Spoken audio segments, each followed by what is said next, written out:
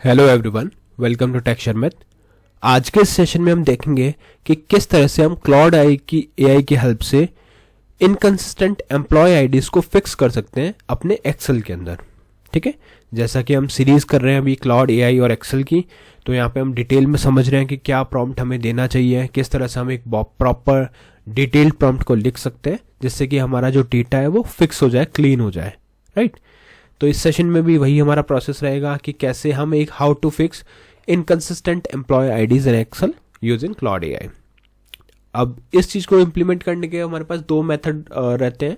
एक तो रहता है मैनुअली, और हम सबको पता है मैनुअली अप्रोच बिल्कुल भी यूज़फुल नहीं है और रॉन्ग अप्रोच है, क्योंकि अगर आप मैनुअली एक एक चीज़ों को इम्प्लीमेंट करने जाओगे तो वो काफ़ी टाइम टेकिंग रहेगा। अभी हमारे इस डेमो में हमारे पास 10 रिकॉर्ड्स ही हैं, बट एक्चुअल सिनेरियोज में आपके पास hundreds of record, thousands of record हो सकते हैं। तो उस सिचुएशन में अगर आप मैनुअली करने जाओगे तो बहुत ज़्यादा टाइम टेकिंग रहेगा। ठीक है, तो वो बिल्कुल गलत अप्रोच है। सेकेंड अप्रोच रहता है हमारे पास क्लाउड एआई या किसी भी एआई मॉडल को यूज़ करना। जैसे अभी हम सीरीज कर रहे हैं क्लाउड की, तो यहाँ हम देखेंगे कि क्लाउड एआई की हेल्प से कैसे हम हमारे इनकंसिस्टेंट एम्प्लॉय आईडी को फिक्स कर सकते हैं या स्टैंडर्डाइज कर सकते हैं। ठीक है, तो अब इस चीज़ को इम्प्लीमेंट करने के लिए हमें क्या करना पड़ेगा। सबसे पहले हमारे पास कुछ सैम्पल डेटा आप लोग यहाँ पे देख रहे हो, जैसे मैंने एम्प्लॉय नेम और एम्प्लॉय आईडी लिख के रखा है। इन एम्प्लॉय आईडी को अगर आप ध्यान से देखोगे तो यहाँ पे आपको दिखेगा कि किसी एक जगह पे हमने लिखा हुआ है EMP001, कहीं पे हमने स्मॉल में EMP-002 लिखा है, कहीं पर हमने E003 लिखा है। ठीक है, तो ये डिफरेंट इनकंसिस्टेंट एम्प्लॉय आईडीज है हमारे पास। अब जब भी आप कोई डेटा क्लीन करने जाते हो तो उसमें रिक्वायरमेंट यही रहती है कि सब डेटा एक ही फॉर्मेट में हो, प्रॉपरली उसको स्टोर किया हुआ प्रॉपर फॉर्मेट के अंदर। राइट, तो अब इसको इम्प्लीमेंट करने के लिए हम जो सेकंड अप्रोच डिस्कस कर रहे हैं वो है क्लाउड एआई की। तो क्लाउड एआई में भी हमारे पास दो चीज़ें रहती है। या तो आप उसका पेड वर्जन यूज़ करते हो जो एक्सेल के साथ इंटीग्रेट हो सकता है, और वहाँ पे आप डायरेक्टली प्रॉम्प्ट लिखोगे और वो आपका काम करके डायरेक्टली उस एक्सेल में ही सेव कर देगा। राइट, या सेकेंड अप्रोच है, क्योंकि हम एज्यूम कर रहे हैं कि सभी के पास क्लाउड का पेड वर्जन नहीं होगा, तो उस सिचुएशन में हम क्या करेंगे, हम यहाँ पे एक्सेल का यूज़ करेंगे। इसके लिए हम यूज़ करेंगे वेब इंटरफेस का, क्लाउड के वेब इंटरफेस का।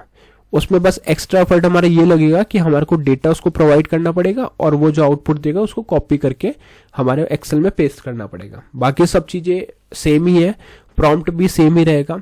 जो भी प्रॉम्प्ट हम यहाँ लिखने वाले हैं वो आप दोनों वर्जन में यूज़ कर सकते हो, पेड वर्जन में भी और फ्री वर्जन में भी। ठीक है, अब इस चीज़ को स्टार्ट करने से पहले जस्ट एक रिकमेंडेशन है कि अगर अभी तक आप लोगों ने पहले वाले सेशंस नहीं देखे हैं तो आप पहले उनको देख सकते हो, क्योंकि जो पूरी प्लेलिस्ट है एक प्रॉपर सीक्वेंस और सिंक में है।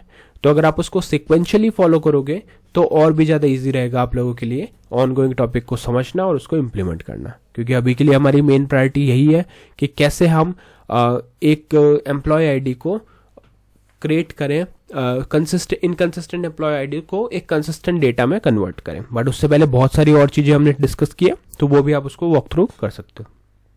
ठीक है, और इस चीज़ को और इजी बनाने के लिए मैंने टेक्सचर में डिजिटल कोर्स बुक को भी डिस्क्रिप्शन में रखा है, जो आप सभी के लिए फ्रीली अवेलेबल है डिस्क्रिप्शन बॉक्स में। वहाँ पे आपको मोर देन 3500 प्लस सेशंस मिलेंगे जो अवेलेबल है हिंदी और इंग्लिश दोनों लैंग्वेजेस के अंदर। तो जैसी भी आपकी रिक्वायरमेंट हो उस अकॉर्डिंग आप उस कंटेंट को कंज्यूम कर सकते हो। ठीक है, ऑलराइट, तो अभी हम स्टार्ट करते हैं। देखो यहाँ पे मैंने टॉपिक लिखा हुआ है how to fix inconsistent employ IDs in Excel using Claude AI. फिर हमारे पास एम्प्लॉयज नेम है और एम्प्लॉय के आईडीज है। आईडी इनकंसिस्टेंट हमें दिख रहा है क्योंकि यहाँ पे देखो कई जगह पे हमने कैपिटल EMP लिखा है, किसी जगह पे सिर्फ हमने E लिखा है। तो अब हमारे को इसको कन्वर्ट करना है कंसिस्टेंट डेटा में। तो नॉर्मली क्या करते हैं हम लोग, डायरेक्टली इस तरह का डेटा प्रोवाइड करते हैं एआई मॉडल को और वहाँ पे बोलते हैं कि अब आप उसको कन्वर्ट कर दो कंसिस्टेंट डेटा में। उस सिचुएशन में कई बार आपको डेटा सही भी मिल जाता है, बट चांसेस होते हैं एरर्स के, क्योंकि कोई भी एआई मॉडल जो है वो हेलुसिनेट कर जाता है अगर आप उसको प्रॉपर डिटेल्ड इन्फॉर्मेशन नहीं दो तो। ठीक है, तो इसीलिए ये रिकमेंडेड होता है कि हमेशा डिटेल्ड हमें प्रॉम्प्ट देना चाहिए, जिससे कि यूज़र उसको मॉडल उसको समझ सके और आपको 100% करेक्ट आउटपुट ला के दे सके। नॉट 100, 98-99 भी होगा तो भी बेटर है। ठीक है, क्योंकि चांसेस रहते हैं एरर के। तो अभी हम ये देखेंगे कि कैसे प्रॉम्प्ट लिखते हैं। तो प्रॉम्प्ट लिखने के लिए जाएंगे सेकंड टैब पे, और इस टैब में जाके आप यहाँ पे देखोगे मैंने एक प्रॉम्प्ट लिखा हुआ है। तो पहले तो हम इस प्रॉम्प्ट को समझते हैं। देखो सबसे पहले हम प्रॉम्प्ट में मॉडल को या किसी भी एआई टूल को बता रहे हैं कि उसको किस तरह से एक्ट करना है। ठीक है, तो हमने यहाँ पे लिखा act as a Microsoft Excel expert and perform the following task. ठीक है, तो हमने उसको बोला कि आप एक माइक्रोसॉफ्ट एक्सेल के एक्सपर्ट की तरह काम करो और फिर ये टास्क को परफॉर्म करो।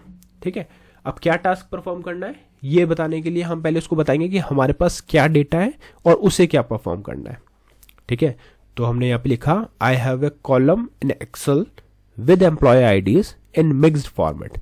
ठीक है, तो हमने बता दिया कि हमारे पास एक कॉलम है एक्सेल के अंदर जिसमें हमने एम्प्लॉय आईडीज को स्टोर किया हुआ है और वो एक मिक्स्ड फॉर्मेट में है।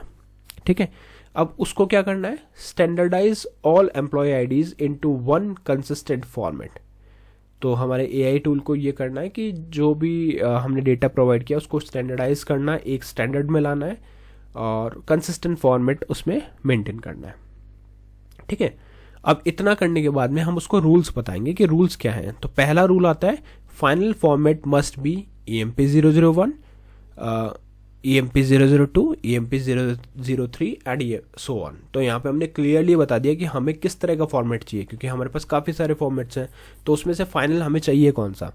तो हमें वही फॉर्मेट चाहिए जहाँ पे EMP और हाइफन से स्टार्ट हो, प्रीफिक्स हो EMP हाइफन। ठीक है, सेकेंड रूल हम बता रहे हैं कि remove all existing prefixes like EMP, small EMP mixed format and small E hyphens. ठीक है, तो इस तरह के जो अननेसेसरी एग्जिस्टिंग प्रीफिक्सेस हैं उसे हमें कंप्लीटली रिमूव करना है। ठीक है, थर्ड पॉइंट हमने दिया extract only the numeric part of each ID. हर आईडी का सिर्फ हमें न्यूमेरिक पार्ट को कैप्चर करना है। Add prefix EMP hyphen to every ID और फिर उसको EMP आईडी से अटैच करना है EMP हाइफन से। ठीक है, तो समझ में आया प्रोसेस। क्या करेंगे, जो एग्जिस्टिंग डेटा है उसमें से पहले तो जो न्यूमेरिक पार्ट है उसको अलग कर लेंगे और फिर जो हमने एक अपना फॉर्मेट बताया उसके साथ अटैच कर देंगे। ठीक है, फिफ्थ पॉइंट क्या कहता है, fifth rule numeric part must always be 3 digit. If number is 1 right 001, if number is 2 right 002। तो हमने ये भी एक्सप्लेन कर दिया कि अगर आपका नंबर सिर्फ एक ही डिजिट का है तो उसमें आप 00 अपेंड कर दोगे पहले, क्योंकि हमें हर नंबर चाहिए 3 डिजिट फॉर्मेट में। ठीक है, तो अब आप देख रहे हो इस डिटेल प्रॉम्प्ट को लिखने का बेनिफिट कि एक एक चीज़ हम उसको बता रहे हैं कि क्या करना है। अब आप लोगों को लगेगा कि एक 10 रिकॉर्ड्स को कन्वर्ट करने के लिए हम इतना बड़ा प्रॉम्प्ट लिखें, उससे बेटर है कि 10 रिकॉर्ड को ही फिक्स कर लें। बट वो गलत अप्रोच है। क्यों? क्योंकि अभी आपके पास सिर्फ 10 रिकॉर्ड है, बट जो लोग रियल में प्रोजेक्ट पे वर्क कर रहे हैं उनको पता है वहाँ पे थाउजेंड्स ऑफ डेटा होता है। तो अगर आप उसको वहाँ पे करने जाओगे तो बहुत टाइम टेकिंग है। बट अगर आपने 2-4 मिनट में ये प्रॉम्प्ट लिख लिया और एक प्रॉम्प्ट लिख लिया तो नेक्स्ट टाइम आप उसको कन्वर्ट कर सकते हो, राइट? तो उतना ज़्यादा टाइम टेकिंग नहीं रहेगा। ठीक है, इसलिए हम डिटेल में प्रॉम्प्ट लिखते हैं और ये सही आउटपुट लाता है। 6th रूल कहता है output must have exactly 2 column. Output में हमें 2 कॉलम चाहिए, एम्प्लॉय नेम और एम्प्लॉय आईडी का। Keep employ name exactly as it is, only fix the employ ID column. हमने ये भी बोल दिया कि एम्प्लॉय नेम में हमें कोई चेंजेस नहीं करने, एज इट इज रखना है, बस एम्प्लॉय आईडी कॉलम को फिक्स करना है। ठीक है, फिर हमने यहाँ पे उसको डेटा प्रोवाइड किया। अब अगर आप पेड वर्जन यूज कर रहे हो क्लाउड एआई का तो उस केस में आपको डेटा प्रोवाइड करने की जरूरत नहीं है, आप सिर्फ सेल बता सकते हो कि कहाँ से कहाँ पे आपका डेटा है। जैसे यहाँ पे हम बता सकते हैं B22 से B36 में हमारा डेटा रखा हुआ है, तो वो ऑटोमेटिकली यहाँ पे इस तरह से एड इन रहता है। उस पर आप जैसे प्रॉम्प्ट लिखोगे वो ऑटोमेटिकली सेल्स को रीड करेगा, डेटा कन्वर्ट करेगा और सीधा उसके साथ वाले कॉलम में, या आप मेंशन कर सकते हो कहाँ आपको आउटपुट चाहिए, वो वहाँ पे उसको आउटपुट ला के देगा। ठीक है, ये क्लियर है।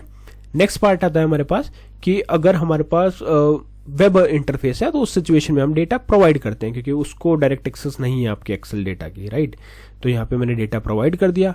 डेटा प्रोवाइड करने के बाद में मैंने 2 इंपॉर्टेंट लाइन यहाँ पे लिखी है कि return only the clean data with header row, 1 row पर line, value separated by tab, no files, no explanation, no extra output.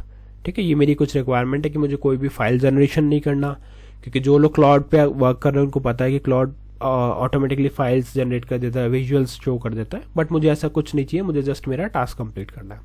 तो इसलिए मैंने लिख दिया no explanation, no extra output.